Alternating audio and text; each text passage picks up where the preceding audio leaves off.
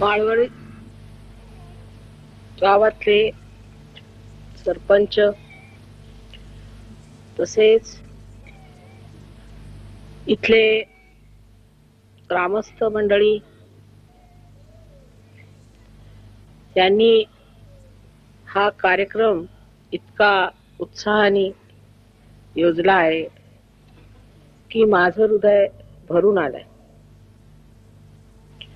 या पवित्र भूमीत श्री तुकाराम महाराज राहिले. त्यांनी परमेश्वराची गाथा गायली, परमेश्वराची ओळख सांगितली, लोकांना अनेक प्रकारे आपल्या जीवनातून अत्यंत मूल्यवान अशी माहिती दिली. आज येताना उशीर होत होता कारण रस्त्यामध्ये दुसरी गाडी फेल झाली. तर तिकडे मला तुमच्या उत्साहाची आणखीन त्रासाची पूर्ण कल्पना येत होती. पण त्यावेळेला तुकारामांचा एक अभंग आठवला, समयासी सादर व्हावे. समयाला सादर असलं पाहिजे. इतक्या सोप्या शब्दात फार मोठी गोष्ट तुकाराम बुवांनी सांगितली. समयासी सादर व्हावे म्हणजे आपण एकतर पुढचा तरी विचार करतो किंवा मागचा विचार करतो, पण ह्या क्षणाला काय मिळतंय ते आपण बघत नाही. वर्तमान काळात राहू शकत नाही. आज आत्ता इथे काय आहे ते आपल्या लक्षात येते. त्यामुळे जे विशेष आहे, जे महत्वाचं आहे, जे संपूर्ण आहे ते आपल्याला मिळू शकत नाही. पण एवढी मोठी गोष्ट एका लहानशा एका वाक्यामध्ये समयासी सादर व्हावे इतकं नम्रपणाने त्यांनी म्हटलेलं. इतका उत्साह, इतकं प्रेम तुम्ही आईला दिलं, त्यासाठी माझ्याजवळ शब्द नाहीत. आज एवढ्या धक्काधक्कीच्या काळामध्ये आपल्या समाजात अनेक तऱ्हेची वैगुण्य आलेले आहे, पुष्कळ खराबी आली आहे. त्यामुळे प्रत्येकाला काही ना काहीतरी दुःख आहे. कोणाला शारीरिक दुःख आहे, तर कोणाला मानसिक दुःख आहे. ते नसलं तर एखाद्याला कौटुंबिक दुःख पण फार आहे, सामाजिक दुःख आहे, तरतऱ्हेचे त्रास एकदम जसे काही सगळेच्या सगळे एकत्रच कोपावून उभे राहिले. माणसाला समजत नाही, भांबावून गेलेला आहे की जावं तर जावं कुठे, करावं तर करावं का. नल दमयंतीच्या आख्यानात आहे की नळाला कलीने फार त्रास दिला, तेव्हा त्यांनी एक दिवस पाठलाग करून कलीला धरलं आणि त्याला सांगितलं की आता मी तुझा सर्वनाश करतो, कारण तू फार त्रासदायक आहेस, कटकटी आहेस, सगळ्यांना भ्रमित करतोस, सगळ्यांना वाईट मार्गाला लावतोस, चुका करत. आणि ह्या चुका करून लोक कुठल्या मार्गाला जातील, पतनाच्या मार्गाला जाऊन नंतर नरकात पडतील. त्यांचा आपल्यावरचा ताबा सुटेल, त्यांच्या घरामध्ये वैमनस्य वाढेल, आपापसात वैमनस्य वाढेल, भांडणं होतील, देवाच्या नावावर लोक पैसे खातील. तेव्हा ते नको, असा कलियुग यायलाच नको, तर तुलाच मी तुझा सर्वनाश करून देतो. तेव्हा कलीने सांगितलं की कबूल, हे सगळं होणार, मी जेव्हा येईन तेव्हा अज्ञानात लोक पडतील आणि ह्या सर्व गोष्टी होतील, हे मी मान्य करतो, पण माझं महात्म्य तू ऐकून घे. ते ऐकल्यानंतर जर तुला मला मारून टाकायचं असलं तर मारून टाक. माझं एकच महात्म्य आहे, म्हणजे की ह्या कलियुगातच हे जे दरीखोऱ्यामध्ये मोठे मोठे संत साधू परमेश्वराला शोधत फिरत आहेत आणि जे सर्वसाधारण समाजात सुद्धा लोक देवाचा एवढा टाहो फोडतायत, या सर्वांना मुक्ती मिळणार आहे, मोक्ष मिळणार आहे. त्यांची कुंडलिनी जागृत होऊन त्यांना आत्म्याचा साक्षात्कार होणार आहे. तेव्हा जर तुला मला मारून टाकायचं असलं तर मारून टाक. मग त्याने असं म्हटलं की बरं, तुला मी ह्या गोष्टीवर सोडतो, पण हे सगळं करण्याची गरज काय. ते म्हणे मानवाच्या अज्ञानाने जेव्हा मनुष्य पराकोटीला जातो तेव्हा तो परमेश्वराला विसरून हे सर्व कार्य करतो. परमेश्वराची त्याला आठवण राहत नाही आणि संत साधूंचा तो छळ करतो. आपण पाहिलंच आहे की एवढे मोठे संत श्री तुकाराम त्यांच्या सगळ्या पोथ्या या इंद्रायणीत बुडवल्या गेल्या, पण ही नदी केवढी पवित्र की तिने त्या सर्व दशा आणून किनाऱ्यावर घातले. अशा पवित्र ठिकाणी आपण वावरत आहोत. जे तुकारामांनी सांगितलं आपल्याला ते काही खोटं नव्हतं. परमेश्वर हा आहे आणि सगळीकडे वावरत असतो. जे जे ह्या मोठ्या मोठ्या संत साधूंनी आपल्याला सांगितलेलं आहे ते सगळं खरं आहे. त्याच्या विरुद्ध जे बोलतात, त्यांना जे त्रास देतात ते खोटे आहेत. खोटेच नाहीत पण अत्यंत दुष्ट आहेत.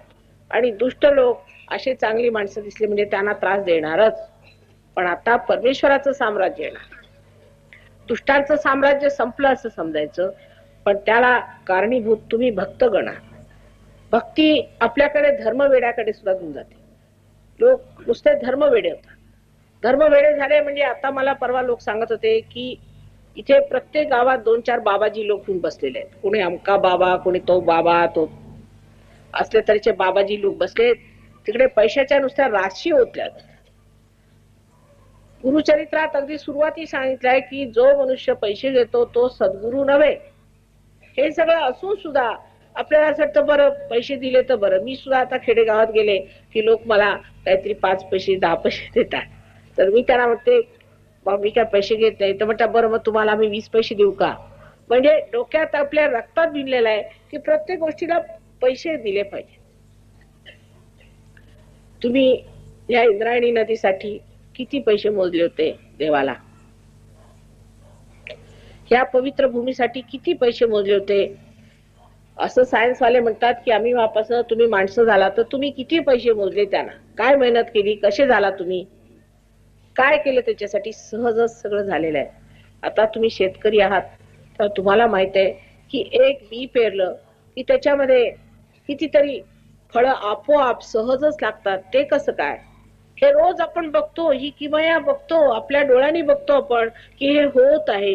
ह्या पृथ्वीच्या उदरात नुसते 2-4 जर आपण पाण्याचे थेंब जरी घातले तरी सुद्धा ही भूमी उर्वरा भूमीतूनच बीच्या पोटी कितीतरी अनेक फळे गोमटी निघतात असं सांगितलेलं आहे आणि तुम्ही पाहिलेलं आहे रोज. पण हा चमत्कार बघून सुद्धा आपल्याला काही तो चमत्कार वाटत नाही. तो कसा होतो?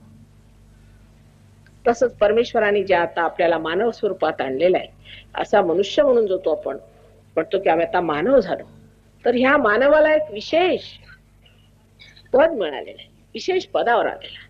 तो अशासाठी नाही आला की आपलं आयुष्य बेकार गोष्टींसाठी घालवायचं.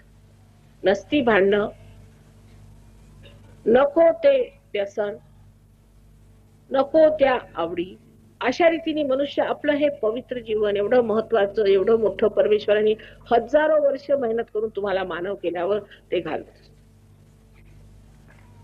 आणि नाही तर धर्माच्या नावावर सुद्धा महामूर्खपणा आपण करत असतो. त्याला काही अर्थ आहे का? ज्या गोष्टीला अर्थ आहे तो म्हणजे ज्याने तुम्ही समर्थ व्हाल.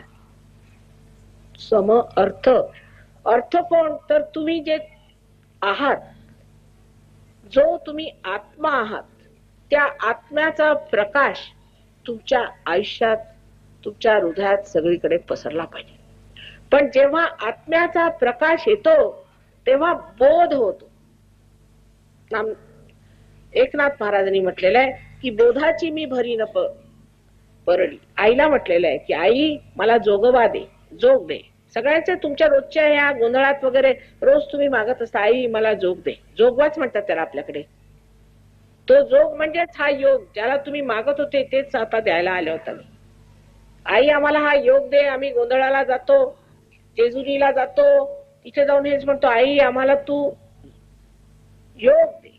तोच योग आहे हा सहजयोग. जे तुम्ही मागत होता तेच मिळायचंय, पण त्याच्यात बोधाची परडी. आता हा बोध म्हणजे नुसतं तुम्हाला काहीतरी लेक्चर द्यायचं नाही किंवा पायावर आता माताजीच्या पायाला हात लावले त्यांनी काय होणार आहे? अहो पुष्कळ देवळ आहेत ती. विचार करा, कुठेतरी संपलं पाहिजे ना हे. रोजच चालू आहे पारायण, रोजच चालू आहे यात्रा, रोजची मेहनत चालली आहे, पूजा चालली आहे. आता पुढे काय? हे एवढी मेहनत कशासाठी केली तुम्ही? काहीतरी त्याला फळ नको का? समजा एखादं झाड असतं, त्याला फळच आलं नाही तर ते झाड काय कामाचं? तसंच मनुष्याच्या भक्तीला फळ यायला पाहिजे आणि त्याचं फळ म्हणजे आत्मसाक्षात्कार. तो जोपर्यंत मिळाला नाही तोपर्यंत भक्तीलाही काही अर्थ राहत नाही. नुसते टाळ कुटत बसलं म्हणजे झालं का? तुलसीदासांच्या बद्दल म्हणणं आहे की ते आपले बसले होते तिथे चंदन उगाळीत, त्यावेळेला श्रीराम तिथे आले, सगळ्यांना टिळा लावत होते, श्रीरामालाही लावून टाकलं, त्याला ओळखलं सुद्धा नाही. तर फायदा काय? तेव्हा काहीतरी कमी राहिलेलं आहे, म्हणून आपल्याला समाधान आहे. समाधान कशाने होईल? एकाला वाटलं चला आपल्याकडे शेत असावं, शेताचं मग दुसरं मोठं शेत असावं, तेही आलं. ट्रॅक्टर यायला पाहिजे, तेही आलं. मोटर यायला पाहिजे, ते यायला पाहिजे. जितके लोक श्रीमंत होतात तितकेच ते दुःखी. सगळ्यात जे श्रीमंत देश आहेत आपल्या संबंध विश्वामध्ये, त्या देशांमध्ये जाऊन मी पाहिलेलं आहे की तिथले तरुण मुलं आत्महत्येला निघाली. त्याला काय अर्थ आहे? माझ्याकडे आले तरुण लोक, मुली तरुण, पोरं तरुण, हा म्हणजे स्वच्छंदानी आता आरामात राहण्याचे दिवस. त्यांच्याजवळ मोटारी, गाड्या, घर, पैसे सगळं असून त्यांची अशी स्थिती जशी प्रेताची असावी. म्हटलं असं काय तुम्हाला झालं काय? पण आम्ही फक्त हा विचार करतो की आता आत्महत्या कशी करायची. पण पैशाने तुम्हाला समाधान येणार नाही. पैसा सुद्धा वापरायचा, तो सुद्धा लक्ष्मी रूपाने वापरला पाहिजे. पैसा सुद्धा माणसाला झेपत नाही, माहितीये तुम्हाला. उद्या 100 रुपये कोणाचा पगार वाढला म्हणजे लगेच गुत्त्यावर जातात. अकलेचं काही काम करता का? तेव्हा पैसा झेपत नाही माणसाला. सत्ता तर मुळी झेपत नाही. जराशी सत्ता आली की डोकं बिघडलं. कोणची गोष्ट माणसाला झेपत नाही. फक्त एकच झेप त्याला घ्यायची की परमेश्वराला गाठलं पाहिजे. आत्मा एकदा तुमच्या हृदयामध्ये चमकू लागला की मग बघा सगळ्याचं सत्य स्वरूप, त्याचं तत्व काय ते लक्षात येऊन तुम्ही दुसऱ्याच एका वातावरणात उतरता. त्याला आपण परमेश्वरी साम्राज्य असो. शिवाजींनी सुद्धा स्पष्ट म्हटलंय, स्वधर्म ओळखा. स्वचा धर्म. स्वचा धर्म म्हणजे काय? आत्म्याचा धर्म. कारण आत्मसाक्षात्कारी होते. तुकाराम बुवा सुद्धा आत्मसाक्षात्कारी होते, म्हणून त्यांच्या दारी आले, त्यांना भेटायला आले. एवढे मोठे राजे असून त्यांना भेटायला आले. आणि किती निरपेक्षता त्यांना. निरपेक्ष त्यांनी एवढं त्यांना देऊ केलं. त्यांनी सांगितलं बघा आम्हाला काय करायचं, आम्ही समाधानी माणसं. कारण जी तुमच्यामध्ये कुंडलिनी शक्ती आहे, ती शुद्ध इच्छा आहे, ती एकदा जर जागृत झाली तर मनुष्य समाधानात येते. आता इथे जी तुमच्याकडे मंडळी आलेली आहेत, ही सगळी बाहेरून आलेली, तुम्ही इतके पाहिले असतील गोरे लोक. त्यांची पद्धत वेगळी आहे. त्यांना भिकेचे डोहाळे लागले. त्यांना म्हटलं तुमच्यासाठी आम्ही तिकडे शहरात हॉल बिल करतो, तर म्हणे आम्हाला सिमेंटवर राहायचं नाही, आम्हाला कुठेतरी जंगलात एखादं काही बांधून दिलं तर झोपडीत आम्ही राहू. तर म्हटलं यांच्यासाठी झोपड्या कुठून बांधायच्या? तर म्हणे बरं मग एखादा तुम्ही मंडपच घालून द्या, आम्ही तिथे जाऊन झोपतो. आंघोळ आम्हाला नदीवर करायची, आम्हाला काही बाथरूम बिथरूम नको. कारण आता भरलं सगळं, मन झालं, पुष्कळ झालं, आता नको रे बाबा. तेव्हा माझं असं म्हणणं नाही की माणसाला पैसे नाही मिळाले पाहिजेत किंवा त्याची गरिबी नाही गेली पाहिजे. गरिबी ही गेली पाहिजे, पण समाधान पहिल्यांदा मिळवलं पाहिजे. समाधान मिळाल्याबरोबरच तुम्हाला सगळं क्षेम मिळतं. योगक्षेम वाम्यम कृष्णाने म्हटलेलं आहे. सुदामा जेव्हा कृष्णाला भेटला तेव्हाच त्याचा संबंध क्षेम झालं. तसंच आहे, जेव्हा कुंडलिनी तुमच्या आत्म्याला भेटते आणि त्याच्यात प्रकाश येतो, सगळ्या तऱ्हेचं क्षेम तुम्हाला मिळतं. आणि मनुष्याला तर किती देतो बाबा, फार झाला, आता नको रे देवा, इतकं किती द्यायला लागलास मला. कारण समाधानाचं एक फार मोठं अस्त्र तुमच्या जवळ येतं आणि त्या मनुष्याच्या चेहऱ्यावर झळकू लागतं. एक तऱ्हेची तेजस्विता येते अशा माणसाला. पण आपल्याला ह्याची समज पाहिजे की पहिल्यांदा आपल्याजवळ ही सगळी धनसंपदा आहे असं माताजी म्हणतात, असं मीच म्हणत नाही. वेदांच्या पासून, त्याच्या आधी मार्कंडेय स्वामींच्या पासून, हजारो वर्षापासून ह्या आपल्या भारत भूमीमध्ये सगळे असं म्हणत आले, विशेष करून महाराष्ट्रात. आता मी आले तर मी चपला काढून ठेवल्या, म्हटलं संतांची भूमी, इथे एवढे मोठे संत पायी अनवाणी फिरलेले आहेत, म्हणून मी चपला उतरवून अनवाणी इथे आले. तसेच श्रीरामाने सुद्धा तुमच्या या दंडकारण्यात जेव्हा आले, या महाराष्ट्रात आले, त्यांनी पायाच्या चपला काढून ठेवल्या. सीतेने सुद्धा आपल्या चपला काढून ठेवल्या, लक्ष्मणाने आपल्या चपला काढून ठेवल्या. या पवित्र भूमीवर आम्हाला चालायचंय बाबा. ह्या अशा पवित्र भूमीत तुम्ही बसलेले आहात. इथे कुंडलिनी जी विश्वाची आहे ती संबंध इथे बसलेली आहे. 3.5 वेटोळे घालून बसलेली कुंडलिनी महाराष्ट्राच्या ह्याच्यात आहे. आणि हे जे पुण्याचं शहर आहे, आता काही राहिलं नाही असं म्हटलं तरी चालेल, पण तरी ह्याला पुण्यपट्टणम असं म्हटलेलं आहे. म्हणजे साऱ्या जगाची पुण्य ह्या पुण्य. आणि मी सुद्धा पुण्यातच घर करून शेवटी राहायचं असं ठरवलंय.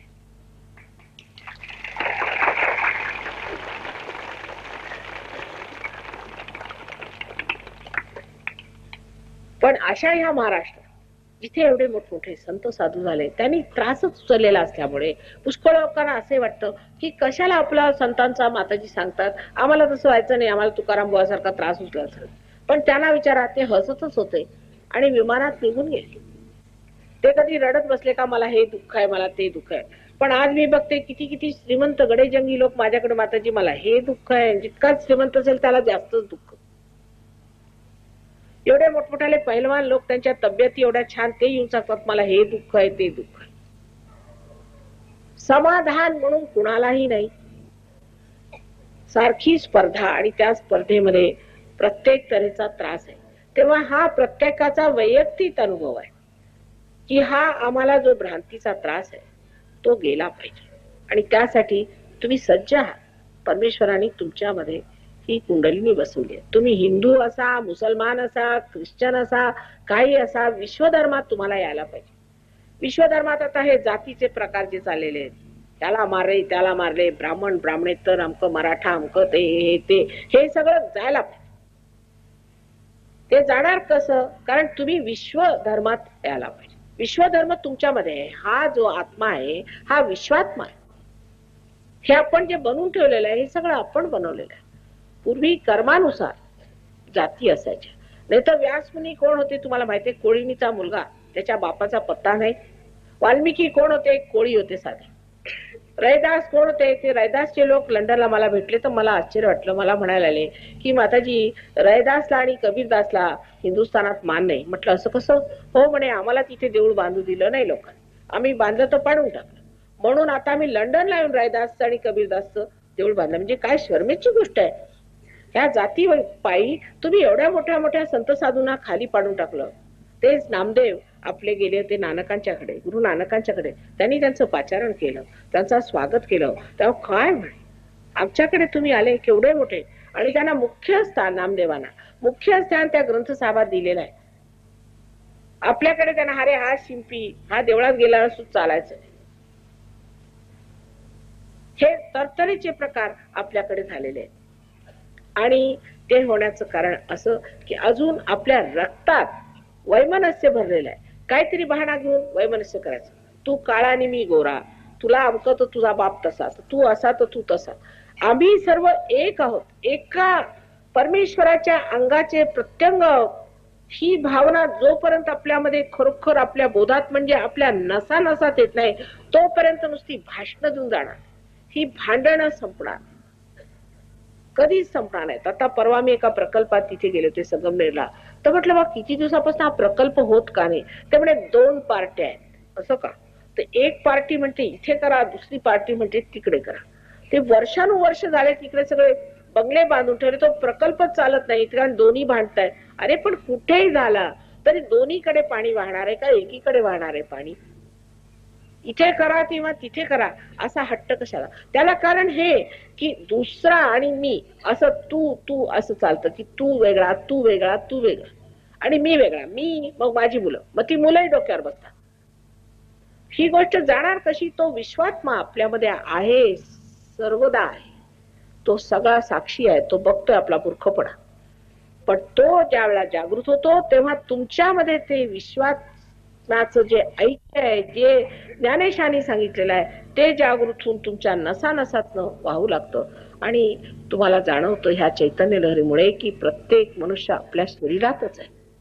प्रत्येकाकडे लक्ष दिलं म्हणजे कळतं हा कुठे, हा कुठे, हा कुठे, ह्याला कुठे धरलेलं आहे, कोणचं चक्र धरलंय. तत्वात उतरल्याबरोबर सगळीकडे आपल्याला फिरता येतं. समजा जर एखाद्या झाडाला कीड लागली, आपण बाहेरून त्याला जर ठीक करायचं म्हटलं तर होत नाही, पण त्याच्या गर्भात आपण पाणी घातलं तर ते पाणी बरोबर त्याच्या मधोमध चढून त्याच्या तत्वात जाऊन सगळीकडे पसरतं आणि भिनतं. तसंच हे तत्व आपण एक धरल्याबरोबर सगळ्यांच्या तत्वात आपण उतरतो. मग कोण इंग्लिश नि कोण फ्रेंच आणि कोण स्पॅनिश, सगळे एक होऊन जात, सगळे एक जीव होऊन जात. आता हे तुमच्यावर भेटले, कसे एक जीव झाले. ते त्या समुद्रात उतरायला पाहिजे, तिथे विरघळायला पाहिजे. हे नसते आपण जे आपल्यावरती लादून लहान लहान आपल्याला करून एक एक थेंब इकडे तिकडे भांडत बसलोय. कारण आपल्याला एकेका थेंबाला असं वाटतं उद्या सूर्य आला की आपण संपणार. पण ते जर तुम्ही समुद्र झाला तर त्या समुद्रातनं जे मोठे मोठे ढग होती ते हिमालयापर्यंत पोहोचणार आहे. तेव्हा समुद्र हे झालं पाहिजे. लहानसे क्षुद्र गोष्टी ना घेऊन आपल्याला संपून घ्यायला तुम्ही मग महाराष्ट्रातले जीव नाही. हा महाराष्ट्र आहे, त्यातलं काही महान तरी तुमच्यात यायला पाहिजे. आणि ते महान तत्व तुमच्यात फार मोठं आहे. ते भक्तीचं केवढं मोठं या महाराष्ट्रात आहे. इथे एवढे मोठमोठाले संत झाले. आता मात्र तुम्ही संतांचा छळ तर करणार नाही ना, त्यांना असा त्रास तर देणार नाही ना. आता माझा एवढा उदो उदो केला तुम्ही, मी तुमची आई आहे, पण आमच्या संतांना खूप त्रास दिलेला आहे सगळ्यांनी. आणि आता परत ते होणार नाही. जर कुणी प्रयत्न केला तर त्याला तिथेच फटका मिळणार आहे हे जाणून असलं पाहिजे. तेव्हा आता तुम्ही संत होऊन घ्यायचे. संत होऊन घ्यायचं म्हणजे काय, हिमालयावर जाऊन बसायचं नाही. तुमच्या समोर श्री तुकाराम बुवा, ते काय हिमालयावर जाऊन बसले, लग्न केलं, मुलं झाली, सगळं व्यवस्थित, संसार सोडून कुठे जायचं. समर्थ ज्यांनी सुद्धा संन्यास घेतला होता, कारण त्यांची व्यक्ती अशी होती, ते हनुमानाचे अवतरण होते. म्हणून जरी त्यांनी लग्न नाही केलं तरी सांगितलंय की संसार सांडून कुठे जाऊ नये. ज्यांनी संसारात राहिला, संसारात राहायचं, लग्न करायचे, मुलं बाळवायचे, हे सुद्धा एक यज्ञ आहे. पण कायद्यात राहिलं पाहिजे, कायद्यात सगळं झालं पाहिजे. आता त्यात सुद्धा भांडाभांडी, त्यात आजकाल मुलीच्याला आंदण दे रे, पैसे दे रे, मग विधवा झाली रे, अमक तमक, बायकांच्या बरोबर नुसतं छळून छळून काढायचं. आजच एक बाई भेटायला आली, नवरा दारू पितो, मुलांना काही खायला नाही. ती बिचारी एवढ्या मोठ्याची बायको आणि कोणाच्याकडे भांडी घासते, कारण नवरा दारुडा. पण मला एक फार बरं वाटलं की ह्या ग्राम पंचायतीने असा निर्णय घेतलेला आहे की जो मनुष्य दारू पिईल त्याच्यावरती काहीतरी म्हणजे शिक्षा होणार, पैशाची सोय नका. असं सगळीकडे झालं तर पुष्कळांचं दारिद्र्यच आहे. आणि दारूचा एक आहे विषय, कुठून दारूची बाटली आली की तिकडे लक्ष्मी निघाली.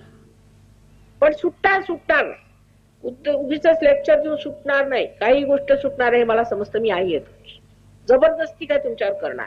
पण उद्या तुमच्या आत्म्याला तुम्हाला भेटू द्या, सुटणार, लगेच सुटणार, सर्व सवयी सुटतात. आता ह्यातले जे इथे लोक आलेले आहेत त्यातले अर्धे लोक कामातनं गेलेले, शिकलेले आहेत, पुष्कळ मोठे आहेत, विद्वान आहेत, पण यांनी तिकडे ड्रग घ्यायला सुरुवात केली. म्हणजे चरस गांजा जे तुम्ही कधी जन्मात पाहिलं नसेल ते घ्यायचे. आणि तसेच मेलेल्या स्थितीत माझ्याकडे आलेले आहेत. एका दिवसात त्यांनी सोडलं, कारण त्यांची शक्ती जास्त आहे.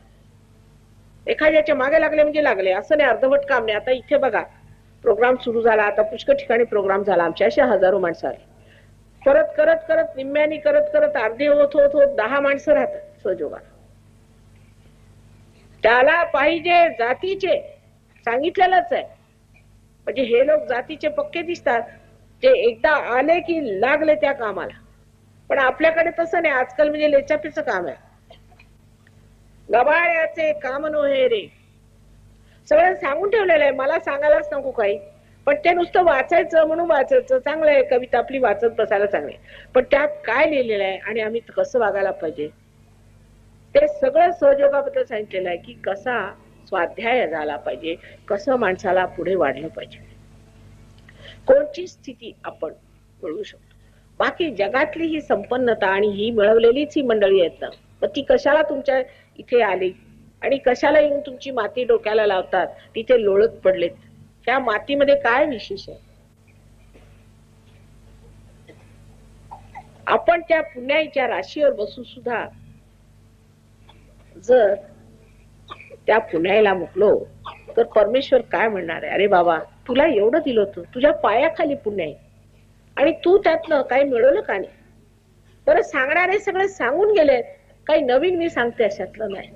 तेव्हा ते घ्यावं, घेतील, होतील पार. काल आता आम्ही अंमळनेरला होतो, नाही संगमनेरला, जवळजवळ 7,000 माणसं होती, सगळेच्या सगळे पार झाले, कबूल.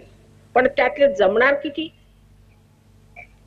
त्यात काही दीडशाणा एखादा आला की तो लागला सांगायला, एक रोज तो सांगायला आला की असं कुठे शास्त्रात लिहिलेलं आहे. म्हटलं काय दारू पिणं शास्त्रात लिहिलं होतं का व्हिडिओवरनं लिहिलं होतं? तुम्ही सगळं शास्त्रात बघून करता का? जे चांगुलपणाचं काम आहे ते करायला, कारण आहे शास्त्रात, नाडी ग्रंथात लिहिलेलं आहे, त्याच्यानंतर मार्कंडेय स्वामींनी लिहिलेलं आहे, सगळं वर्णन आहे. पण पसायदान जे आहे ते संबंध हेच आहे, पण त्यातला खोलवर अर्थ बघायचा नाही. आणि मग ते येऊन बसले पंडितजी म्हणे की हे आहेत. असं कसं होतच नाही. या शास्त्रात मोठे शास्त्र शिकलेले दिसतात. तुम्ही काय भलं केलं कोणाचं? आपले खिशे भरण्यापलीकडे आणखीन काय केलं का? तर मग काय बुवाबाजी सुरू, बुवाबाजी करे. आपण बघतो इतकी नाटकं झाले, इतके काय काय झाले, पण तरी तेच असं का? आणि जे सत्य आहे तिकडे आपण का चिकटत नाही? सत्याला आपल्याला चिकाटी का नाही? त्या शिवाजी रायांनी साधे मावळे घेतले, आणखीन संबंध जिंकून घेतले. नुसता एकच मंत्र म्हणायचं, ही श्रींची इच्छा. अहो पण श्रींची इच्छा जी आहे ती तुमच्यात आम्ही जागृत करतो, तरी सुद्धा तुम्ही काय जमत नाही त्याला. काय असं झालंय? एवढी का ग्लानी आली मला समजत नाही. गांधीजींच्या स्वातंत्र्याच्या वेळेला आमचे वडील आई इतक्यांदा जेलला गेले. आम्ही एवढे श्रीमंत लोक, आम्ही झोपडीत राहिलो, आमची काय काय दुर्दशा झाली, सगळं आम्ही सहन करून घेतलं. त्याला नुसतं स्वातंत्र्य मिळालं, त्याची काय वेळ आहे ती दिसतच आहे म्हणा पुढे.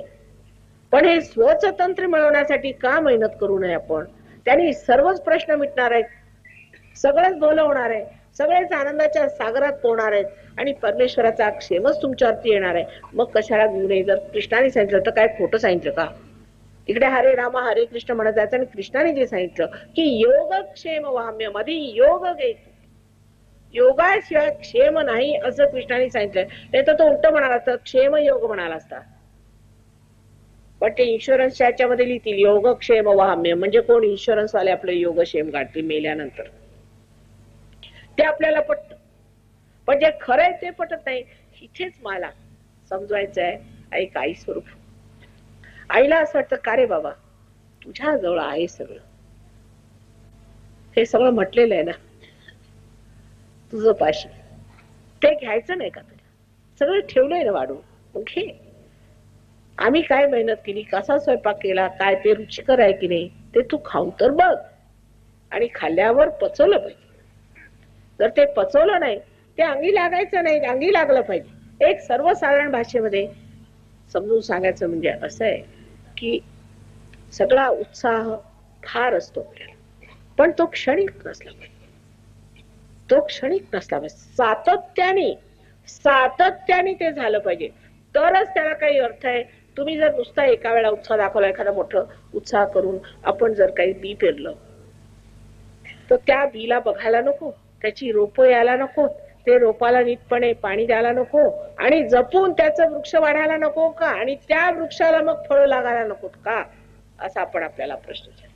आईचं काही म्हणणं नाही, मला तुमचं फक्त जे आहे ते तुम्हाला द्यायचंय, तुमच्या किल्ल्यात तुमच्या हातात. पण एकदा जर का किल्ली दिली तरी वारंवार ते बघायला पाहिजे, नाही तर सगळं काही वाया जायचं. तेव्हा आता सगळ्यांनी पूर्णपणे दृढ निश्चयाने मनामध्ये असा विचार करून की आईनी आम्हाला जर कुंडलीची जागृती दिली तर आम्ही त्याच्यावर मेहनत करू. आधी काही तुम्हाला मेहनत करावी लागणार नाही. बीला आपण जेव्हा पेरतो तेव्हा ही आई पृथ्वी माता ही तिला रूप देते, त्याच्यातनं अंकुर निघतो, पण नंतर तुम्हाला मेहनत करावी लागते. तशीच हे अंकुरलेलं तुमचं जे आहे त्याला तुम्हाला सांभाळावं लागतं. 1 महिना जरी तुम्ही व्यवस्थित मेहनत केली तर तुम्ही जमून स्वतःचे गुरु होता. त्याला काही सोडायला नको, काही करायला नको. सोडायचं काय? जर धरलंच नाही तर सोडायचं काय?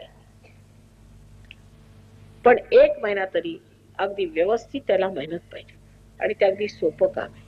त्याच्यासाठी आम्ही तयार आहोत. आता पुण्यालाच राहणार आहे, तेव्हा तुमच्यावर वाटेल तेवढी मेहनत करूया. पण पहिल्यांदा तुम्ही स्वतःबद्दल एवढं लक्षात ठेवलं पाहिजे की तुम्ही फार पवित्र भूमीत बसलात, आणि तुम्ही सगळेच्या सगळे जसे तुकाराम बुवा विमानात गेले तसे जाण्याला सिद्ध होऊ शकता. तेव्हा ती सिद्धता तुम्ही मिळवली पाहिजे. आज हे लोक तुमच्याकडे आले तिथे, उद्या तुम्ही लोक तिकडे जाऊन त्यांना शिकवू शकता. ही गोष्ट अगदी खरी. तुम्हाला अजून आपल्याबद्दल कल्पना नाही, ही पण दुसरी गोष्ट आहे. म्हणून मी ही पूर्ण तुम्हाला कल्पना दिलेली आहे, आणि कृपा करून आता हे स्वीकारावं, हे जे दान आहे ते घ्यावं. मी काहीच देत नाही, हे परमेश्वराचं जे वाहत आहे ते घेऊन घ्यावं आणि स्वतःच नाही ते बघून घ्यावं. जेव्हा तुम्हाला कुंडलीची जागृती होऊन आणखी ब्रह्मरंध्र छेदन होईल तेव्हा त्याच्यातनं असे थंड थंड गार गार वारे येतील. त्याच्याबद्दल आदिशंकराचार्यांनी संस्कृतात म्हटलेले आहे, सलीलम सलीलम, थंड थंड असे वारे येतात, अगदी गार वाटतात आणि हातामध्ये असे गार गार गार गार सगळीकडे वारं लागतं थंड थंड. म्हणजे संबंध ही सृष्टी चैतन्य चैतन्यमय आहे. जी शक्ती ज्या शक्तीच्या द्वारे हे सगळं रोजचं काम सहजगत्या जे जिवंत कार्य घडत असतं, जेवढं जिवंत कार्य घडत असतं ते संबंध ह्या चैतन्यामुळे ह्या ब्रह्मशक्तीमुळे मिळते. ही परमेश्वराची प्रेमाची शक्ती आहे. ती सर्वप्रथम आत्मसाक्षात्कार झाल्यावरती हाताला लागते. पण तुकाराम फक्त एकटे होते, त्यांना कोणी साथीदार नव्हता, म्हणून त्यांनी कविता लिहून ठेवून दिल्या. ते समजणारे सुद्धा फार कमी त्यावेळेला. उलट दुष्ट त्यांना वाटलं आपलं पोटावर पाय येतो, माझ्या मागे लागतात म्हणा, पोटावर पाय येतो म्हणून त्यांना त्रास द्यायला लागला. पण तुम्ही शहाणपणा धरावा आणि हे हृदयात धरून हे सत्य ते बाळगावं आणि नंतर आत्मसाक्षात्कार झाल्यावर त्याचं संगोपन करून बरोबर ह्या पूजनीय दिशेला उतरावं. ही पूजनीय दशा तुम्हाला फारच अगदी सहजच मिळणार आहे. तर सर्वांना विनंती आहे की सर्वांनी आत्मसाक्षात्कार घेऊन नम्रपणे तो स्वीकारून आणि त्याच्या पुढच्या मार्गाला लागून इतर सर्वांचं सुद्धा भलं करा. तुम्ही एवढा उत्साह दाखवला, इतकं प्रेम दाखवलं, ह्या सगळ्यांना बघून सुद्धा अगदी आश्चर्य वाटलं की बघा कसं हृदय उघडून सगळ्यांनी म्हटलेलं आहे. तेव्हा जरी दर्शन म्हणजे पायावर येणं ते जरी नसलं, तेवढं जमायचं नाही तरी सुद्धा काही हरकत नाही. आपण पायात सगळ्यांच्यात जातो, सगळ्या देवळात फिरलो, तिथे आहेतच सगळं ते. पण आता तुम्हाला कळेल की पंढरीला तुम्ही गेले तर तिथे काय आहे. आतापर्यंत दगडच होते ते, पण आता तिथे गेल्यावर चैतन्य केवढं त्याच्यातनं वाहतंय म्हणून पंढरीनाथ. खंडोबा काय ते कळणार नाही. खंडोबाला आपण 100दा जातो, जेजुरीला जातो, तिथे जाऊन एवढा गोंधळ घालतो, पण खंडोबा काय ते कळत नाही का. जाऊन बघितलं तर चैतन्यच वाहून राहिलेलं आहे. तर तऱ्हेने तुम्हाला लक्षात येईल की हे चैतन्य वाहत आहे सगळीकडे, म्हणून हे खंडोबा आहे, पृथ्वी तत्वातनं आलेलं वरती आहे. आता ह्या सगळ्या ज्या आपल्या महाकाली, महालक्ष्मी, महासरस्वतीची, तुळजापूरची भवानी म्हणा किंवा माहूरची, माहूरगडावरची किंवा आपलं कोल्हापूरची, ह्या सगळ्यांचं काय महत्व आहे ते लक्षात येईल. कोल्हापूरला महालक्ष्मीच्या देवळात जाऊन आपण उदो उदो अंबे म्हणतो, म्हणजे ती कोण, तीच तर कुंडलिनी. कशाला महालक्ष्मीच्या देवळात जाऊन म्हणायचं, कारण मध्य तत्वामध्ये महालक्ष्मी आहे, मध्य तत्वामध्ये महालक्ष्मी आहे आणि तिथूनच त्या तत्वातनच ही उदो उदो अंबे म्हणतो ती कुंडलिनी जागृत होते. म्हणून तिथे महालक्ष्मीच्या देवळात आपण जाऊन असं म्हणायचं. हे सगळे जे आहे त्याचं काय महत्व आहे, आपण आता वरवर करत असतो. अष्टविनायक म्हणजे काय, हे सगळं काय आहे, त्याचं तत्व, त्याचं महात्म्य हे समजलं पाहिजे. हे सगळं ज्ञान जे आहे हे मुळातलं ज्ञान आहे, हे मुळातलं ज्ञान आहे. बाकी जे परदेशातलं ज्ञान आहे ते झाडाचं ज्ञान आहे. त्यांना मुळाचं ज्ञान नाही, ते आपल्याला असून आपलं लक्ष नाही. तेव्हा झाडाचं ज्ञान असून उपयोगाचं काय, मुळाचं ज्ञान असायला पाहिजे. तेव्हा ते मुळाच्या ज्ञानाकडे वळले आहे आणि आपल्याला ते आहे, थोडं बहुत आहे, पण ते बरोबर व्यवस्थित आपण जाणून घेतलं पाहिजे. आणि त्यासाठी एक विशेष तऱ्हेची चेतना असायला पाहिजे, ज्याला आत्मसाक्षात्कारी चेतना असं म्हणतात. ती चेतना तुमच्यात आली म्हणजे सगळं एकदम लक्षात येईल. त्याला काही वाचन नको, शिक्षण नको, काही नाही. कोण तुकाराम बुवा काय आपले युनिव्हर्सिटीला वगैरे गेले नव्हते, पण कुठल्या कुठे पोचलेले लोक आहेत. नामदेव कुठे होते असे गेलेले, किंवा एकनाथांनी असं काय केलं, गोरा कुंभारांनी असं काय केलंय का. पण निर्गुण आणि सगुणाच्या काय सुंदर सुंदर कविता लिहून ठेवलेल्या आहेत, त्या कुठून आल्यात. ते सगळं आपल्यामध्येच आहे ज्ञान. ते सगळं ज्ञान त्या आत्मसाक्षात्काराने त्याच्या प्रकाशात तुम्हाला जाणेल. तेव्हा सगळ्यांना अशी विनंती आहे की आत्मसाक्षात्कार घेण्याच्या आधी आतमध्ये प्रतिज्ञा करायची की आई आम्ही ह्याच्यामध्ये वाढू आणि ह्याच्यामध्ये आम्ही तृप्त होऊ, आणखी पुढच्या मार्गाला लागू. एकदा दिवा पेटवला म्हणजे मग त्याला वरती ठेवतात, जमिनीवर ठेवत नाही. म्हणजे सगळ्यांना तो प्रकाश देतो. दिवा पेटवल्यानंतर त्याचं कार्य काय, प्रकाश देणे. त्याच्या आधी सगळी भक्ती झाली, त्याच्या आधी सगळं काय झालं. आता दिवा पेटवला, आता प्रकाश, आता प्रकाश दिला पाहिजे. आणि तसंच आता होणार आहे. तुम्ही सगळे इथे जे आलेले आहात त्यांना सगळ्यांना आत्मसाक्षात्कार होईल अशी मला पूर्ण आशा आहे. कारण ज्या भूमीवर तुम्ही बसला आहात ते अत्यंत पवित्र भूमी. परमेश्वर तुम्हाला सुबुद्धी देव, अनंत आशीर्वाद देव, ज्यांनी तुम्ही परमेश्वराच्या साम्राज्यात आनंदात सदा सर्वदा काळ चिरंतन राहा.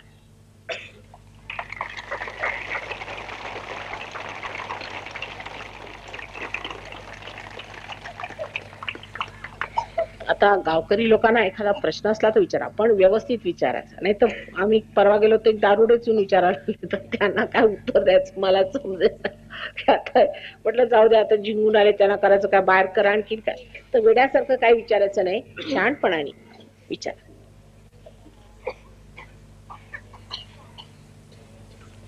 मुलांनी बोलायचं नाही, थोडं शांत राहा. आता बसले तसे 5 मिनिटं आणखी शांतता ठेवा. आत्मसाक्षात्काराचा प्रोग्राम आम्ही करणार आहोत, पण 5 मिनिटं शांत बसायला पाहिजे, जरा चित्त शांत व्हायला पाहिजे. तर एखाद्याला प्रश्न असला तर विचारा, नाहीतर सोडून टाका. कारण वादविवाद करून काय होणार नाही, वादविवादाने काय मिळणार नाही. रामदास स्वामींनी म्हटलंय, मिटे वाद संवाद ऐसा करावा.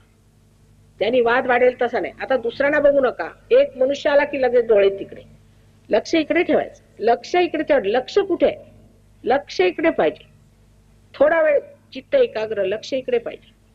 लक्ष इकडे तिकडे कशाला घालायचं? लक्ष, एक मनुष्य आला की लक्ष, मुलगा रडला की लक्ष. लक्ष चित्त एकाग्र असायला पाहिजे, शांत चित्त असलं पाहिजे. बर, तर आता आपण आत्मसाक्षात्काराचाच प्रोग्राम करूया. अगदी सोपं काम आहे. पहिल्यांदा सगळ्यांनी असे हात ठेवायचे, मधून उठून बाहेर जायचं नाही, दुसऱ्यांना त्रास द्यायचा नाही. सगळ्यांनी शांतपणाने असे हात ठेवायचे.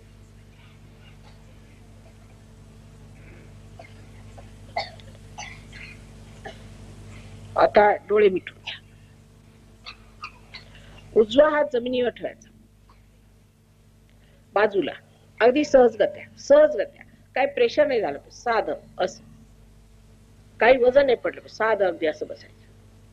आता ही पृथ्वी, मी आधी सांगितलंय, त्यातलं विशेष म्हणजे इतकी पवित्र पृथ्वी. तेव्हा गणेशाला मनामध्ये नमन करून असा हात ठेवायचा. लक्ष माझ्याकडे, लक्ष माझ्याकडे बघा.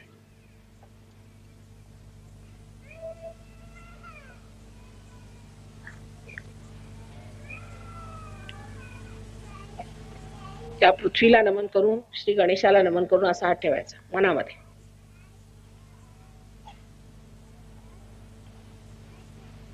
हातात गारगार वाटतंय का बघा. हातात गार आल्यासारखं वाटतंय. डोळे उघडे ठेवायचे. सध्या डोळे बंद करू नका, मग सांगते डोळे बंद करा.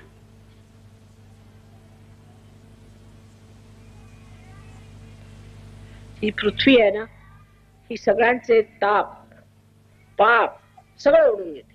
इतकी कमालीची पृथ्वी आहे तुमची. तो पृथ्वीचा भाग तुम्हाला परमेश्वराने दिलेला. जास्त काही मला मेहनत करायलाच नको. इथे वाटतंय, हातात गार वाटतंय का? येत आहे? हो म्हणा, तोंडाने हो म्हणायचं.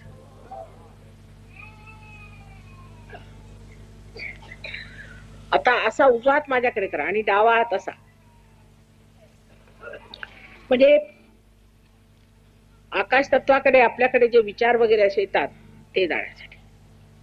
अहंकार, मनुष्यामध्ये अहंकार फार आलेला आहे. 2 पैसे आले की अहंकार.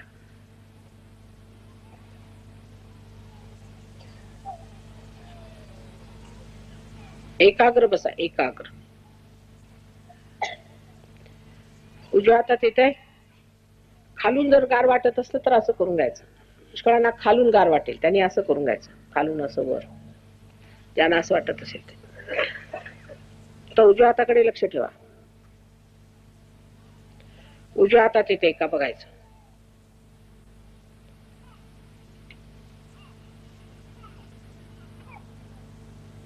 येत आहे. आता हे चैतन्य आहे. हे दोन्हीकडनं, म्हणजे आपल्याकडे संतुलन नाही, म्हणून हे संतुलनात तुम्हाला बसवलं मी. आता डोळे मिटून दोन्ही हात वर करायचे असे आकाशाकडे, आणि असे मान अशी मागे टाकायची, आणि असं म्हणायचं की हीच काय परमेश्वराची प्रेमशक्ती आहे. मनात म्हणायचं, हीच काय ब्रह्मशक्ती आहे, हेच काय विश्वव्यापी चैतन्य आहे, असा प्रश्न करायचा. श्री माताजी, ही परमेश्वराची शक्ती आहे का? ही परमेश्वराची प्रेम शक्ती आहे का? असे तीनदा प्रश्न विचारायचे.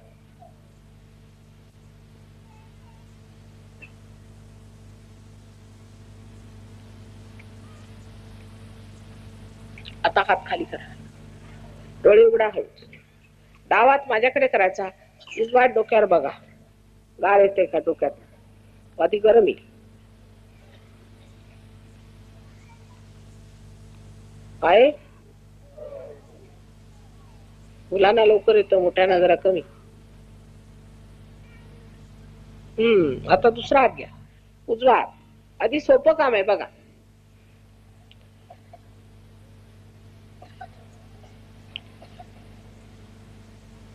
हा, तर हजारो लोकांची कुंडलिनी जागृत होते. तर एक गृहस्थ म्हणाले, असं कसं शक्य आहे? म्हटलं होते, समजा होते.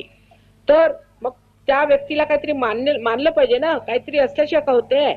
काहीतरी असलंच पाहिजे. हा बघा, येत आहे ना? आता परत हा हात एकदा. आता बघा किती वरपर्यंत येते ते बघा. कुठपर्यंत येते? अगदी फवाऱ्यासारखं वर येते.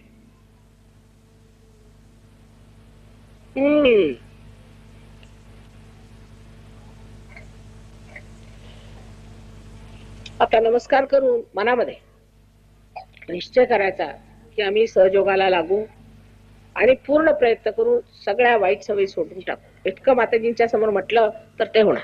सगळ्या आमच्या वाईट सवयी सोडू देत आणि आम्हाला सहयोगामध्ये वृद्धिंगत होऊ देत, असं मनामध्ये म्हणा. म्हणजे बघा, कळेल तुम्हाला.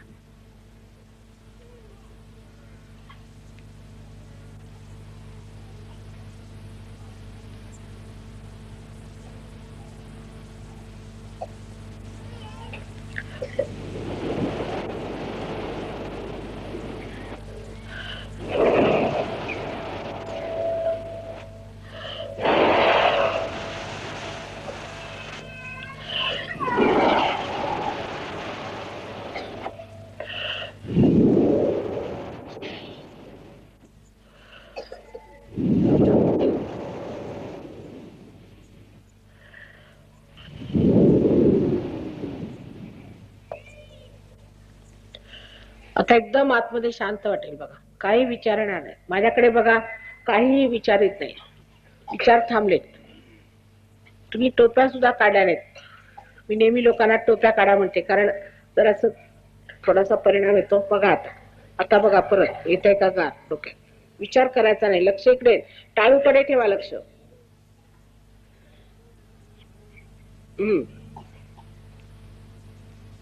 तिकडे येते का सगळ्यांच्या? त्या साईडला काय हो?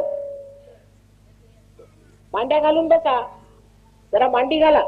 पाय खाली सोडून बसले ते बरोबर नाही. मांड्या घालून बसा. मांडीचं बरं असतं, पाय सोडून नाही बसायचं.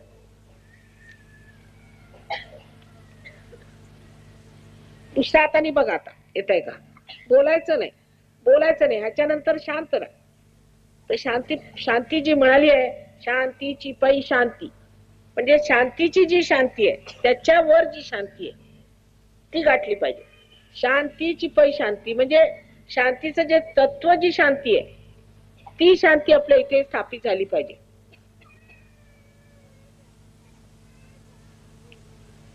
शांत राहायला पाहिजे.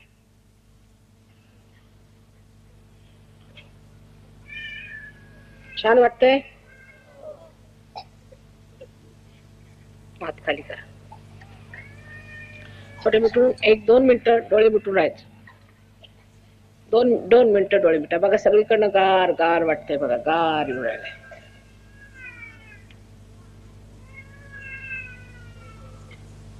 वाटलं तर उजवा हात जमिनीवर ठेवा. डोळे मिटून घ्या.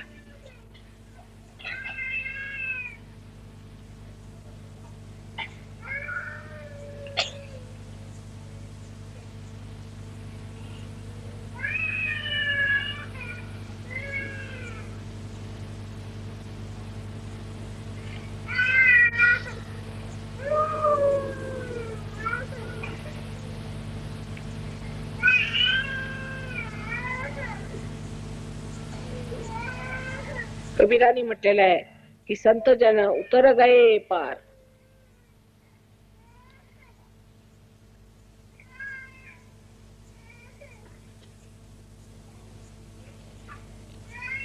हं. आता दोन्ही हातानी बघा. आता तुमच्यासाठी फोटो आणलेले आहेत ते इथे तुमच्या सेंटरवरती आम्ही ठेवणार आहोत.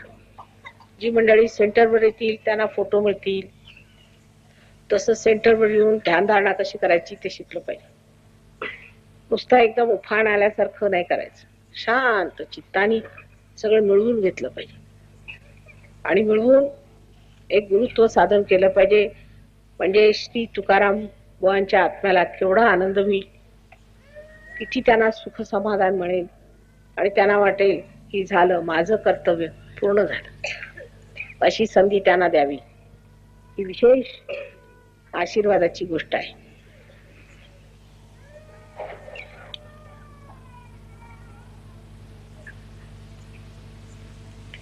आमचा अनंत आशीर्वाद तुम्हाला, अनंत आशीर्वाद.